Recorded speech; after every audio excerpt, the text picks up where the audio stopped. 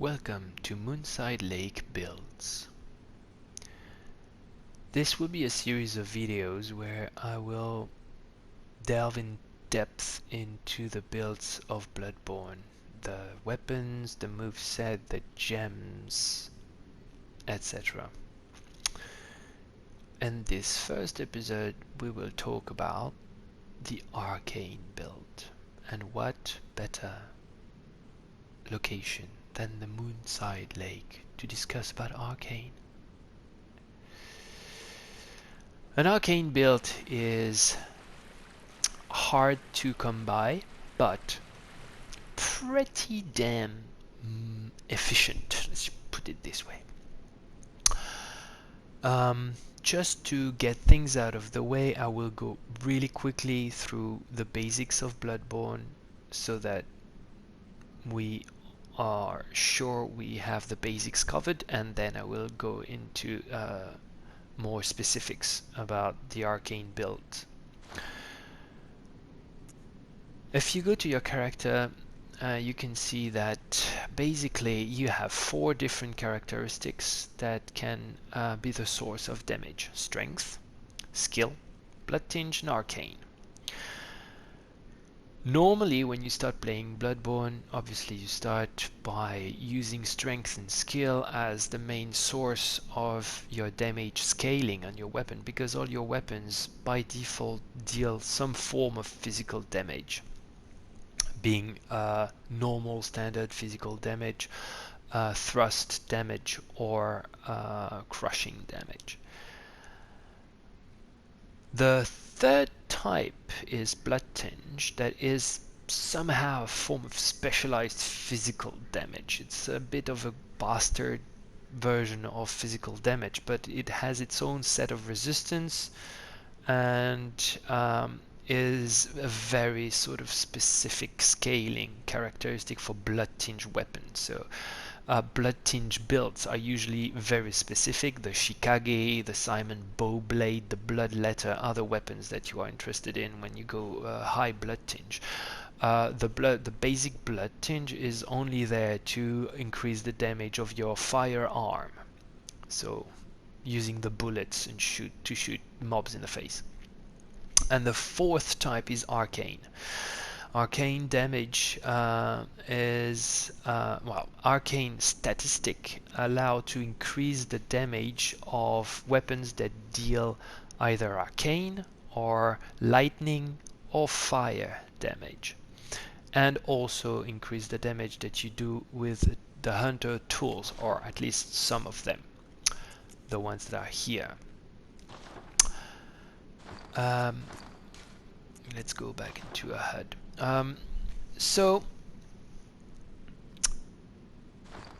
when you build a character in Bloodborne, obviously what you will need to figure out is what is the source of your damage, so which statistic you will increase. In this current video we will talk about arcane. That is probably the less straightforward characteristic or build to create when you start the game, but ends up being a very efficient build, because you don't deal any physical damage, but you deal very specific types of damage, and you can deal all 3 types of damage: arcane, lightning, and fire, and use them against the enemies that are specifically susceptible to them. Okay, so with that out of the way, you have to consider as well how much points you want to put into a damaging stat. The consensus is that past 50 in investment in any given stat, being strength, skill, blood tinge, or arcane, there is very diminishing returns on the amount of damage that you will do with your weapon. So you benefit greatly from putting your points up to 50 into a stat, and then at 51 you will notice that suddenly the increase in damage from 50 to 51 becomes almost negligible. And that means that you will basically spend your points on those stats for nothing past 50, but up to 50 is usually good. Actually, there are two breakpoints, 25 and 50. The first one at 25, between the base stat that you have and 25, it's usually where you have the most benefit. Just keep in mind that all things equal, when you take a weapon fully upgraded and with the base statistics versus the maximum statistics on it, so let's say a weapon that scales on both strength and skill, if you have and requires 11 in strength and 11 in skill to use to start with, and you put the best gems on it, you will do a certain amount of damage. Let's call that x0. And if you go to 99 strength and 99 skill, you will do a certain amount of damage that is x1. Usually x0 is about 50% of x1. So with the base stats and the best gem, you will do about half of the damage you can do with a weapon. When you reach 25 in strength and skill on this same weapon, you will actually deal already 75% of the maximum amount of damage that you do at 99.99 with just a few points more. And if you reach 50 in strength and skill on this weapon that scales on both of those, then you will deal about anywhere between 85 and 90% of the maximum amount of damage that you can deal with this weapon. So that's why people stop leveling either at 25 or at 50 on their damaging stats, because after that you have such diminishing returns that there is no point. And there is no point for many reasons. The first reason is that if you level up too much, then you will not connect with players online anymore, be it for cooperation or for PvP. So depending on how much you want to be able to connect with the community, you will want to keep your levels in check.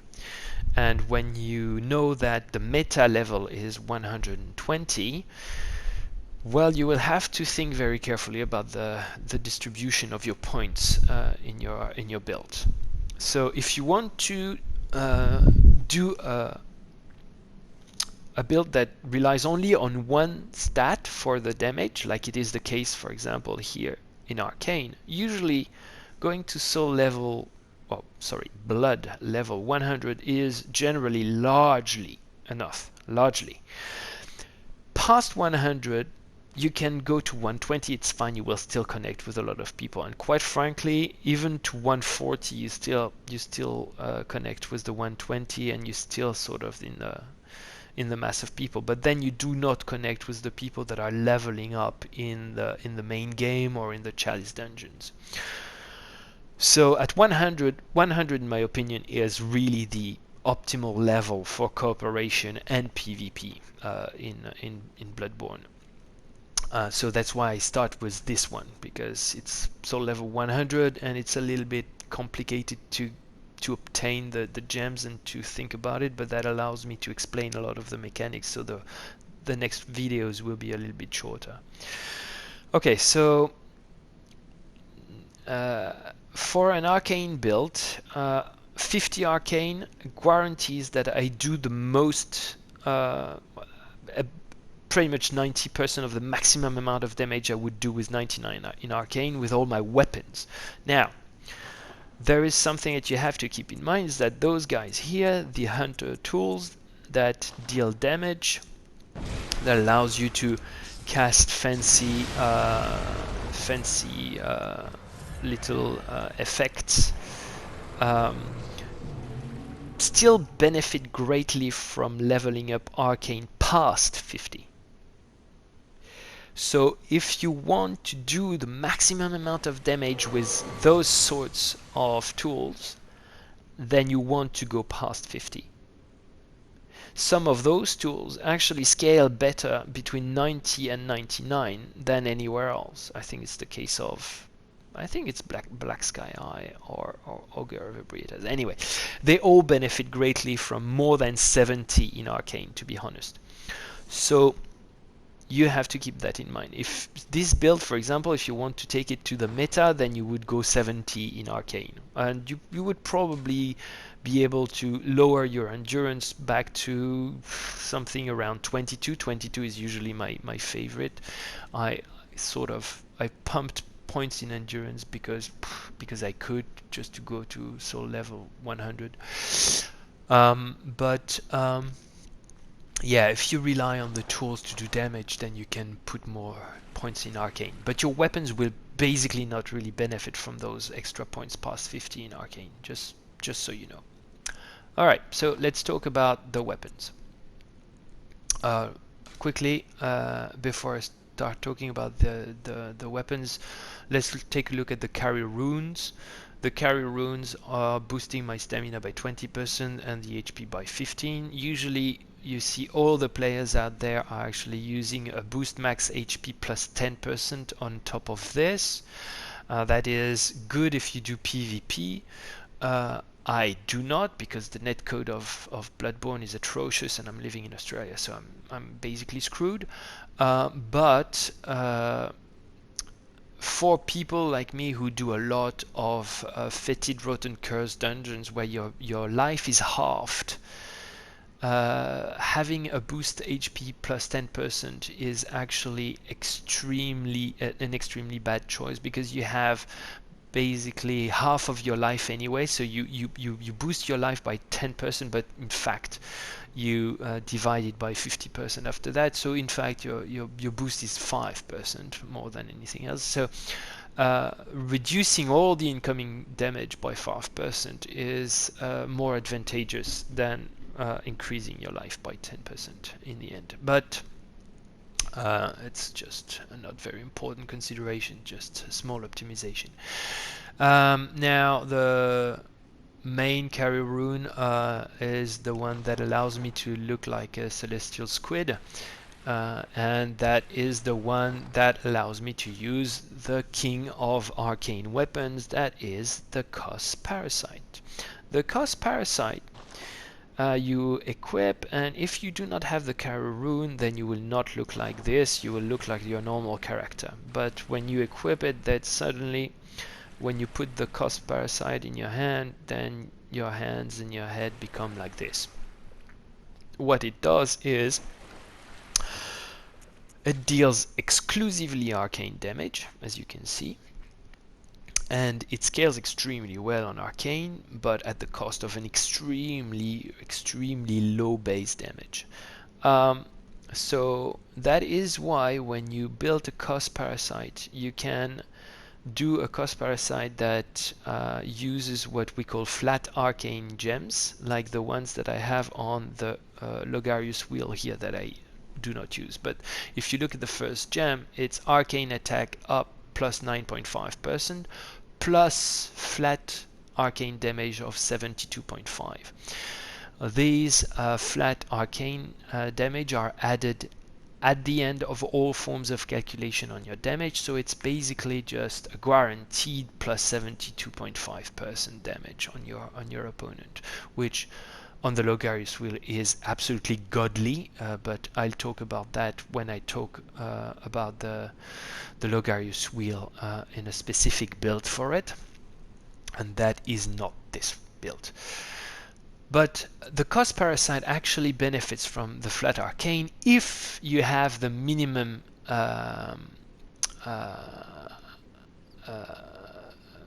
arcane stat to use it, which is 20.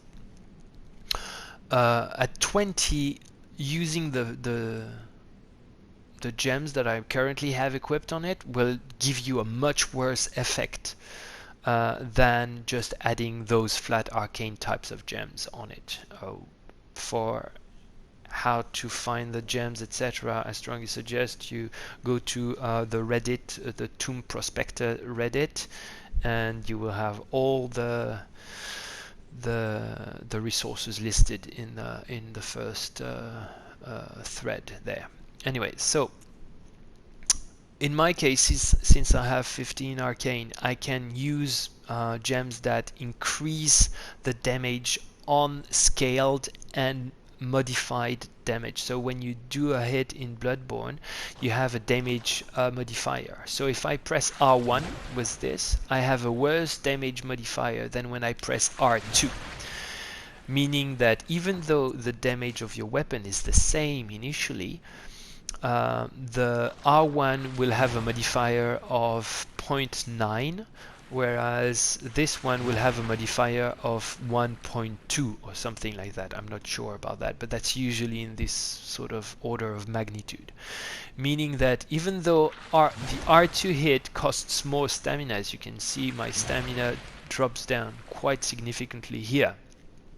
But I do more damage with the same base damage, that is 60 plus 197. I do more damage with an R2 than I do with an R1, just because of the damage modifier. This damage modifier is applied after modification of the base damage by your blood gems. So if you have a very good, as I do, a very good stat on the scaling, I get 15 arcane, then my weapon benefits greatly from this modifier. If I had, on the other hand, a flat arcane built with, which I would do only with 20 arcane, just to use this weapon, I would then use the flat arcane gems. Then the modifier would not be that important, because the modifier does not apply to the flat arcane damage. I will talk about that in more details once I deal with the Logarius wheel build. So for the time being, just so you know, this is pretty much the maximum amount of damage that you can do using the uncanny parasite. I tested many different options, and this is by far the best option. So arcane attack up is a must, so it's a 20% based on all except on the triangle that is an abyssal that I obtained on Ebrietas. But they all also have an attack up at full HP of about 9-10%. So in the end, all my gems give me plus 30% when I am at full HP, or just plus 20% when I am injured. At full HP, that makes this weapon an absolute beast. And for PvE, it's very, very good, because once you get good at PvE, well, you steamroll everything. You just keep at full HP, and that is very efficient. The weapon in itself, in terms of moveset, the Kos parasite untransformed looks like this. The R1 is like this. It's not very good. It's actually rather slow. The hitbox is capricious. The R2 is not bad, but it's not great either. The rolling attack is like this. The back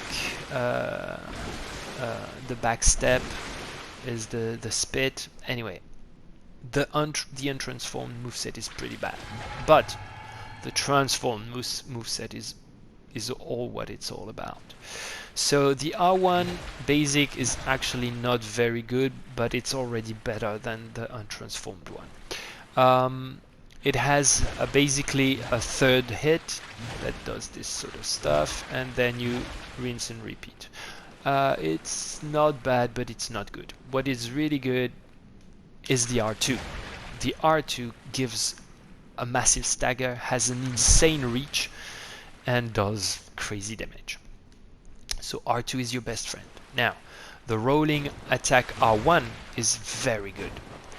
Has extremely long reach, very good stagger, and very good damage. The running R1 is very good. The running R2 is even better. A bit slower, but more stagger and much more damage. So with that, you have pretty much everything you need to know about the Kos parasite, really. The Kos parasite, once equipped, changes your rolling animation to make it even worse than it is normally. Just be aware of that. That is actually a big handicap. When you're trying to roll away, you're slow in the recovery phase and you are vulnerable. But when you are locked on, it doesn't change anything. And pro tip, just so you know, if you use the old hunter bone, suddenly you don't have a problem anymore. You can roll normally.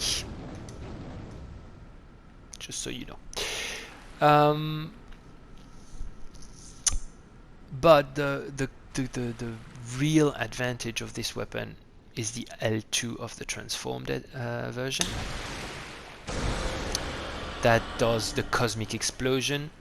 It has a multi-hit system engraved in it. It hits 3 times, which is why a lot of people say that the flat arcane gems are the best for the Kos parasite, or a mix of flat arcane with full arcane, which is perfectly true if you don't have very, very good arcane scaling gems as I do. For me, this does way more damage with my current gems than with flat arcane. Way more. I'm talking about 2,600 points of damage when I press L2. At full life, obviously. It has a lot of hyper armor, has an insane reach, it's a room cleanser, it's just broken. It's broken good. Now, what other weapons do I have? Because a build is basically what are the weapons you're using and how. I increased my strength and skill on this build to 11 in both, just to use those 2 weapons, the Uncanny Beast Safe and the Uncanny Beast Cutter. Those 2 weapons are just really fun, and that's why I wanted to have them. You don't have to. The idea is that when you do an arcane build, you will use gems that will convert the physical damage of your weapon into whatever type of damage you want it to become. So you can make your safe deal either fire or electric bolt or arcane damage, regardless of what the original damage is. And this is possible with any weapon that has non-split damage, like all the normal weapons, basically 90% of the damage. But for example, the Blade of Mercy here, as you can see, has physical and arcane damage by default in it. Those weapons cannot be converted. The Logarius Wheel is the same. It cannot be converted. It is very detrimental to pure arcane builds, except for the Logarius Wheel, but that's another problem. I will talk about that later in another video. But for example, the Lost Blade of Mercy, not being able to convert this weapon in a fully bolt or fire or arcane damage makes it really bad for me. So I could use it with flat arcane, but that would be sort of okay-ish, but not a good weapon. But those guys you can convert. So depending on what gem you slot on it, it becomes either a bolt or a fire or an arcane weapon. In this case, my Beast Hunter Safe is slotted with a bolt arcane in the triangle that is plus 27.2% damage, and that makes the whole weapon deal only bolt damage. The 2 radial slots have the arcane scaling plus 65. That is an abyssal gem that you get by defeating the Pthumerian Elder in specific FRC chalices. Once again, check the tombprospectors resources for all the details about where to find what. But the idea is that once you have 50, and that's valid only once you have over 25, and actually quite frankly 50 or more arcane, then you can add, instead of adding gems that increase the bolt damage that you would deal, you can just increase the scaling of your weapon on your arcane stat, and adding 2 of those make the scaling so good that just 20 plus 27.2% damage gives you a better damage output than anything else. So that's why all the arcane builds out there basically rely on those 2 radial gems using the arcane scaling plus 65. That is because it gives you a better damage output in the end with a good triangle gem. So it has to be around 26% at least in order to be interesting. If you have a triangle gem that is under 26%, then you will get a better damage output by replacing one of the arcane scaling plus 65 by a radial that gives you say a 25 up to 27% damage in the corresponding bolt, in this case in bolt damage. But the ideal configuration is this one: plus 2 plus 20 plus 65 and a 27.2 is ideal. Obviously you will have, as I said earlier, you will have to choose what your weapon will be used for. So if you want to do a bolt weapon, you know that you will use the bolt weapon against the enemies that are sensitive, very, very fragile, susceptible to bolt damage. So for example, you would not use that against the, what is it called? The dark beast, no, I don't remember how it's called, like the electric beast, the dark beast of Lauren, or the dark beast Parl, or all those dark beasts monsters that use electricity. They are actually very resistant to it. So obviously you will not use that for beasts in general, because the beasts in general are not very susceptible to bolt. They are very susceptible to fire.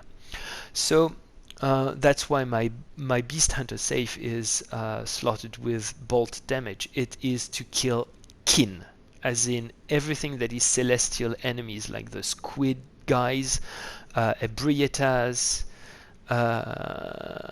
celestial emissary, Rome, all those type of enemies, the brainsuckers, etc.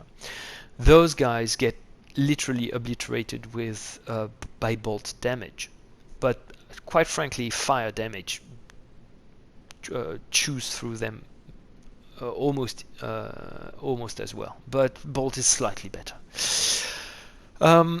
So that's why I transform my beast hunter safe into a bolt weapon, and that is why I'm using it against the kin. So now, when you use a weapon against a very specific type of enemy, you want to have the curses to match it. So if I want to use it against kin, obviously I do not want to have a curse that is directed against kin as well.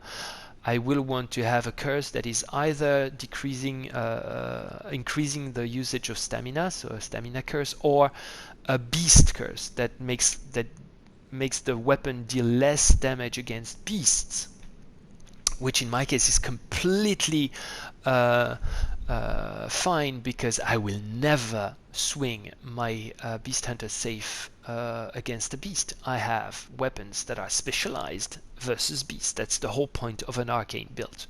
So ideally you would want to have attack versus beast down on all your gems, but as you can see I have also increased stamina at one point. And by the way, the arcane scaling plus 65 with attack versus skin plus 5.4% is extremely good on an arcane build, because this extra 5% deal a shit ton of additional damage, because it's calculated basically disregards the defense of the enemy. It's very good. So the safe is a very good weapon, but I will talk about the safe in more details later in terms of moveset, so I will not on another build that is really dedicated to using the safe as in physical form.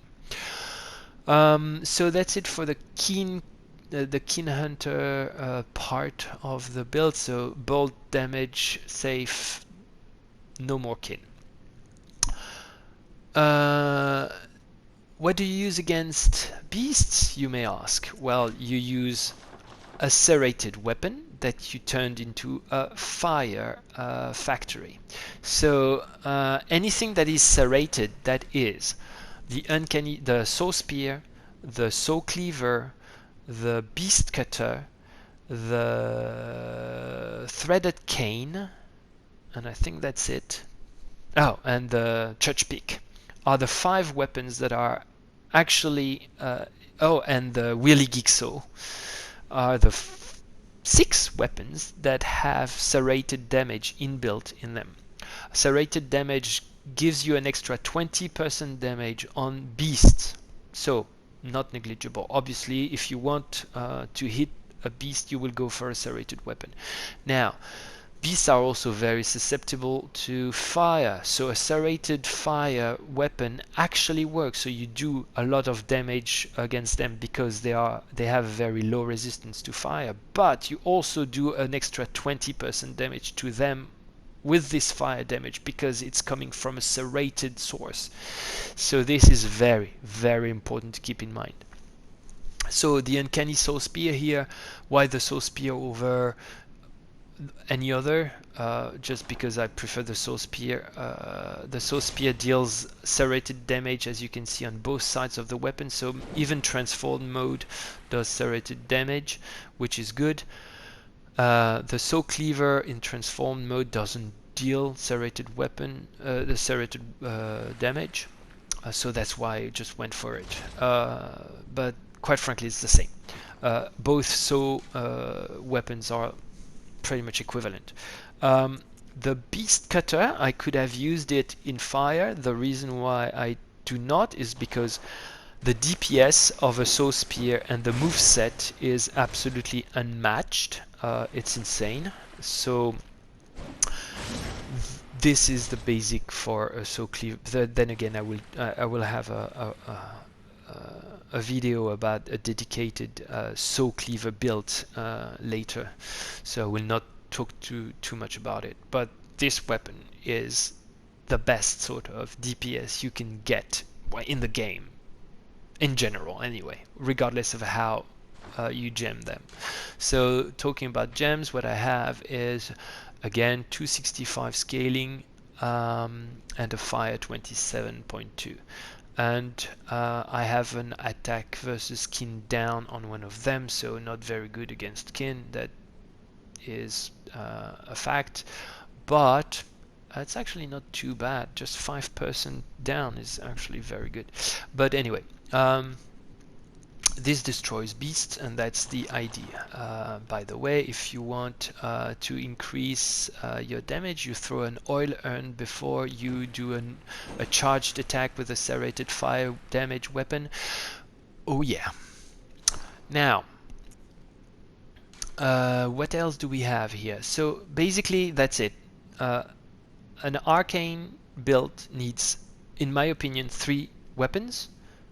1 for arcane, 1 for bolt, and 1 for fire. That's it.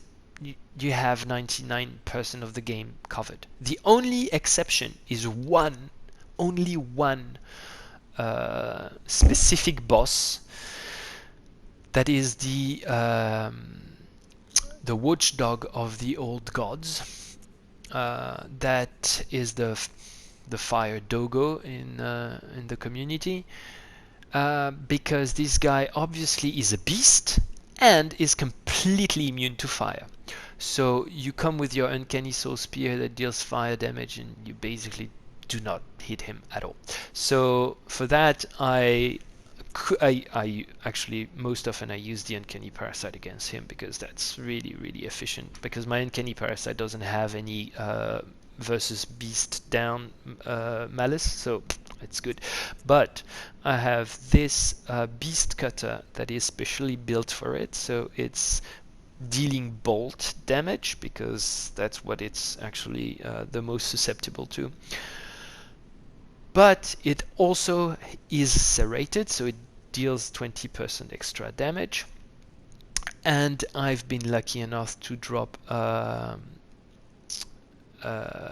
waning gem that has a bonus of 4.7% against beast, which is also pretty damn good. So yeah, I use that against the watchdog. And that's pretty much it. Those guys are, I will talk about those weapons extensively in other builds. Just know that in general, as long as you have the minimum stat to wield a weapon, you can use it in an arcane build. I mean, you could use the Blade of Mercy in the grand scheme of things if you really wanted to. Nobody does it because it's actually always the worst sort of solution that you can end up with on an arcane build. You have so many other things that are much better than you do not do that. But just keep in mind that yes, it's feasible. I could perfectly slot a few arcane scaling on it, but the truth is, in the end, it will have I will use 2 plus 65 scaling gems on my Blade of Mercy and 1 arcane gem to basically super scale a weapon that will do only 60 arcane attack, because when it's fully upgraded, it's 60 points of arcane.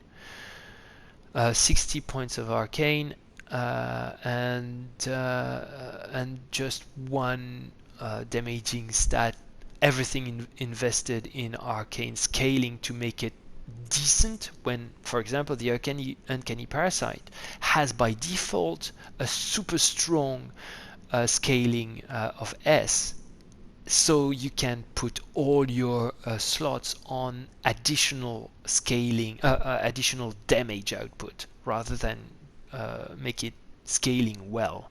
So obviously, if I did the same thing on a Blade of Mercy, I would in the end do 4 or 5 times less damage than with the uncanny parasite. That's the truth of it. Okay, well, with that out of the way, I think I will just put the build to the test. So I will just go to the Hunter's Dream and just get to a random FRC dungeon and just, use the weapons so that we can put things into perspective and see how it works in practice, rather than just talking about it.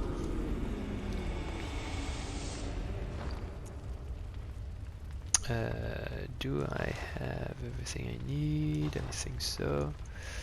Yeah. Okay. So let's see. No, that's an old reflex. Sorry. So let's go for this. Generally accessible. What is it? Fetid, rotten, cursed. It's a lower Loran. Oh yes. Okay. I like lower Lorans.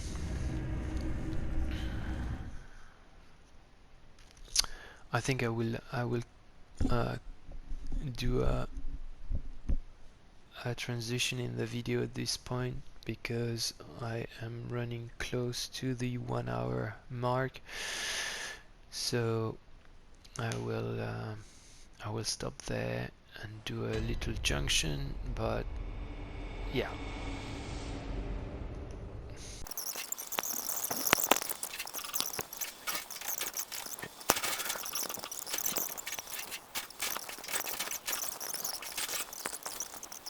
Okay.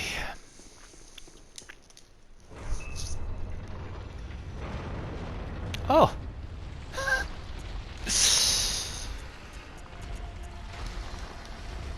No, wrong one. Alright, let's have fun. It's my favorite boss, actually.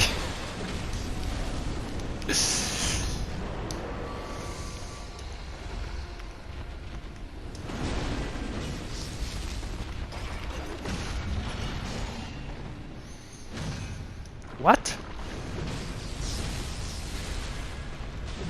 Oh my god, okay, I play like an absolute retard.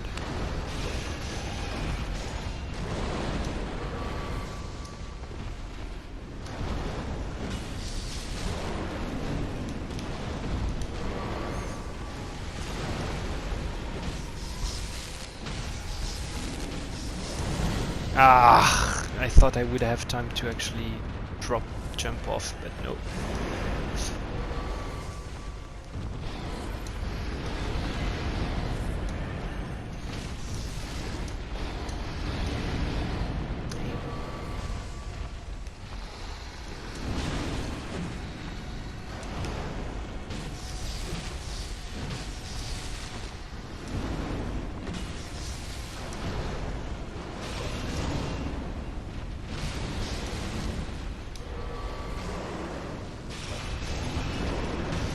Oh.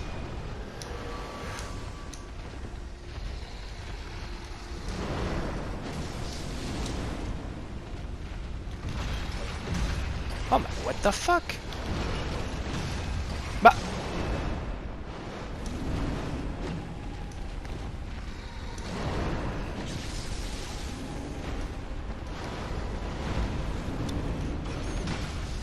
Ah, there you go.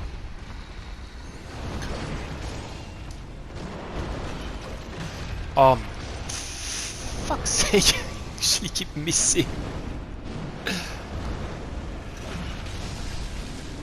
Alright, so I do a 600 with that. So now let's just see what I can do with this.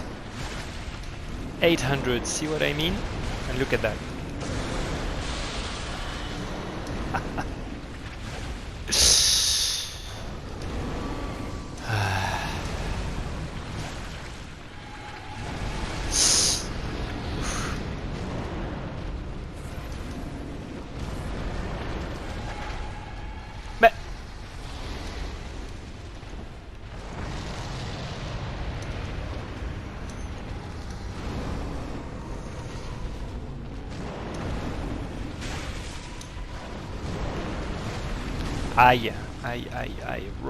Wrong idea.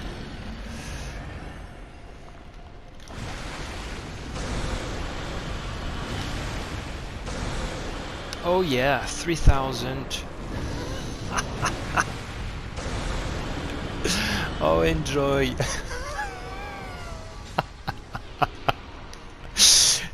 Voilà.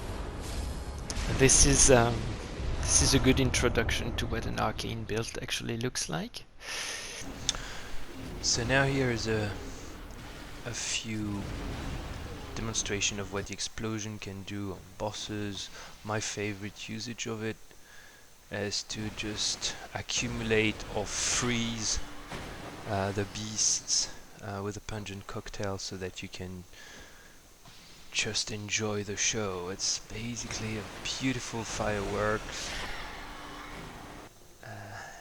It works really well if you come quickly at the back of a group like this. Anyway, now the sort of damage that you do here, as you can see, well, that's just an ailing Lauren or lower Lauren. That's just a normal dungeon. But in cooperation, this sort of build is obviously extremely powerful. This was safe infused with fire instead of lightning. So when you use that, you can see I use oil urn before, so that when my charge attack hits, it hits twice as hard, which is pretty good. Now, against this guy, for example, the keeper of the old gods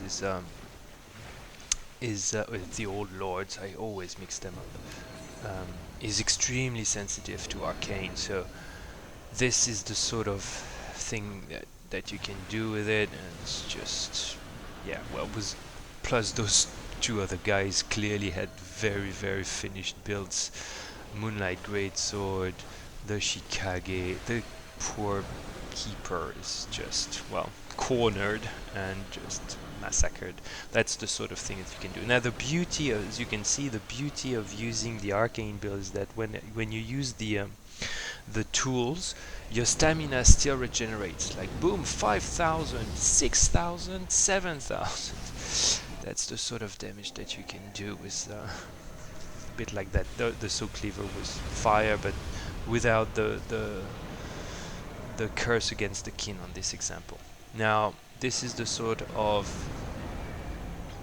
treatment of amygdala with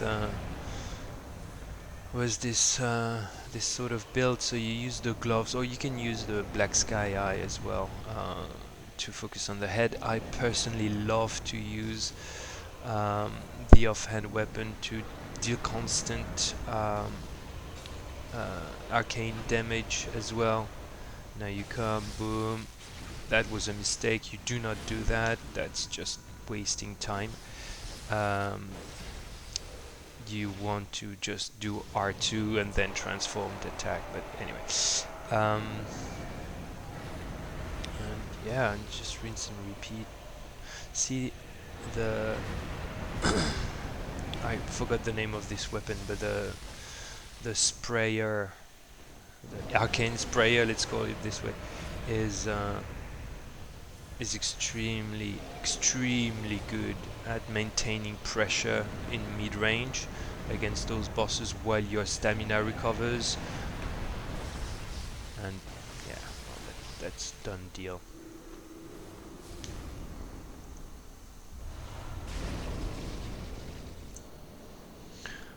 Now here's another typical example of the most hated boss in the game, Ebrietas. So that's a fire-infused saw cleaver without the kin malediction on it, the kin curse on it. So boom, 4,000 on a charged attack, and you dodge in, transform,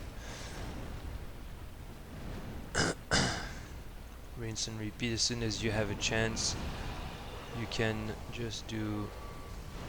The Black Sky Eye is extremely good. It's by far the best range tool in the arcane arsenal. Obviously, I personally dislike the big hitters like. I keep forgetting the name of those tools because I never use them. Like the cosmic shower bullshit and. The tiny tonitrus and all these are just not worth the number of bullets that you sink into them most of the time, because if you want to do crowd large damage, then you're better off using like your Kos parasite explosion, really. This is the sort of fight that you have against a beast that is essentially a punching ball.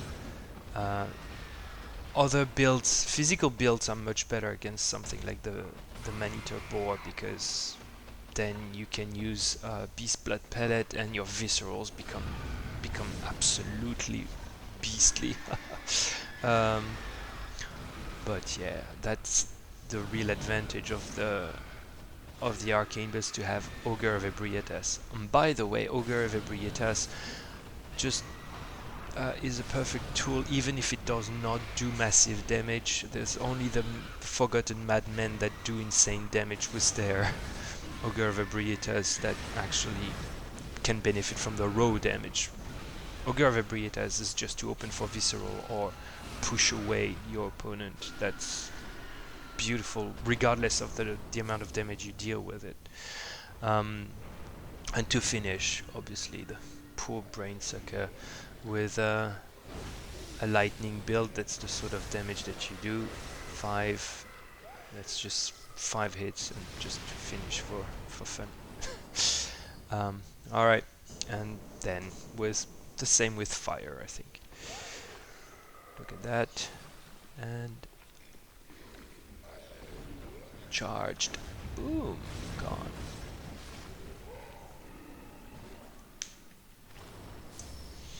So in the end, an arcane build is all about exploiting the weaknesses of the enemies that you encounter in Bloodborne, making the most of the bolt damage against kin, fire damage against, well, kin and mostly beasts, or arcane damage for pretty much everything except kin, which is largely resistant to it except for Ebrietas, really.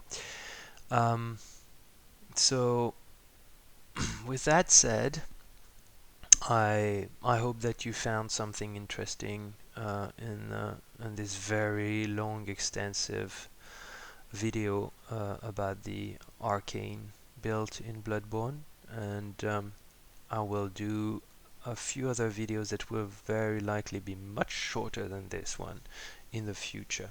Thank you for watching. Bye.